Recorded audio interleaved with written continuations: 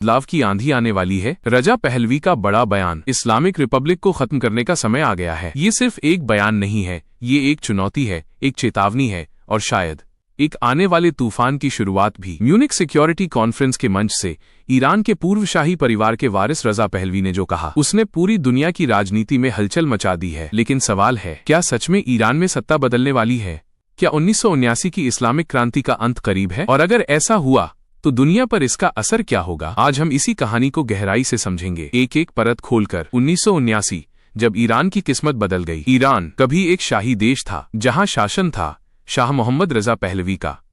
Reza Pahlavi उसी शाह के बेटे हैं। लेकिन 1979 में एक क्रांति हुई, इस्लामिक क्रांति, और इस क्रांति ने सब कुछ बदल दिया। शाह को देश छोड़कर भागना पड़ा और सत्ता आ गई आयतुल्लाह खुमैनी के हाथों में। यहीं से शुरू हुआ इस्लामिक रिपब्लिक ऑफ ईरान और यहीं से शुरू हुआ पहलवी परिवार का निर्वासन। अब 45 साल बाद फिर वही परिवार चुनौती दे रहा है। रजा पहलवी, जो आज अमेरिका में रहते हैं, उन्होंने म्यूनिख में खुलकर कहा, अब इस्लामिक रिपब्लिक का अंत होना चाहिए। उन्होंने सिर्फ इतना ही नहीं कहा, उन्होंने ईरान के अंदर और बाहर रह रहे करोड़ों ईरानियों से अपील की, सड़कों पर उतरने की, विरोध करने की और इस सरकार को हटाने की। यह एक खुला आह्वान है, एक राजनीतिक विद्रोह का आह्वान। ईरान में पहले से ही उबल रहा है गुस्सा। अगर आपको लगता है कि ये सिर्फ एक बयान है तो आप गलत हैं। ईरान पिछले कुछ सालों से लगातार विरोध प्रदर्शनों की आग में जल रहा है। महिलाएं सड़कों पर हैं, युवा सड़कों पर हैं, विमेन लाइफ फ्रीडम के नारे गूंज रहे हैं। कारण क्या है? 1. सख्त इस्लामिक कानून, 2. महिलाओं पर प्रतिबंध, 3.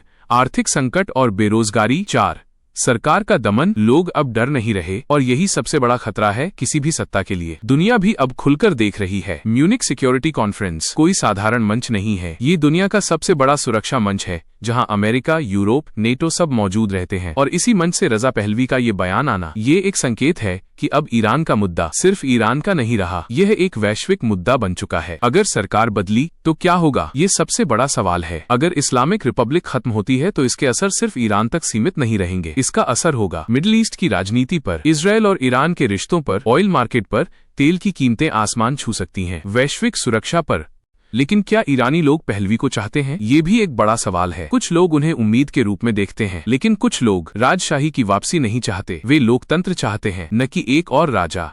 यानी लड़ाई सिर्फ सरकार बनाम पहलवी की नहीं है, लड़ाई है ईरान के भविष्य की। सरकार भी चुप नहीं बैठेगी। ईरान की इस्लामिक सरकार दुनिया की सबसे सख्त सरकारों में से एक है। उन्होंने पहले भी प्रदर्शनों को कुचला है, लोगों को गिरफ्तार किया है और विरोध को दबाया है। इसलिए अगर आंदोलन तेज हुआ तो टकराव भी उतना ही खतरनाक होगा। यह सिर्फ सत्ता की लड़ाई नहीं, पहचान की लड़ाई है। ईरान आज 2 हिस्सों में बटा हुआ है। एक हिस्सा जो इस्लामिक सिस्टम को बचाना चाहता है, 2. दूसरा हिस्सा जो बदलाव चाहता है। और अब रजा पहलवी ने इस संघर्ष को एक नया चेहरा दे दिया है। अंतिम सवाल, क्या ईरान में क्रांति आने वाली है? इतिहास हमें सिखाता है कि क्रांतियां अचानक नहीं होती, वे धीरे धीरे बनती हैं और फिर एक दिन सब कुछ बदल जाता है। रजा पहलवी का ये बयान शायद उसी बदलाव का संकेत है, या शायद ये सिर्फ एक राजनीतिक सपना है। लेकिन एक बात तय है, ईरान अब पहले जैसा नहीं रहेगा। ईरान की सड़कों पर उठती आवाजें, म्यूनिख के मंच से दी गई चुनौती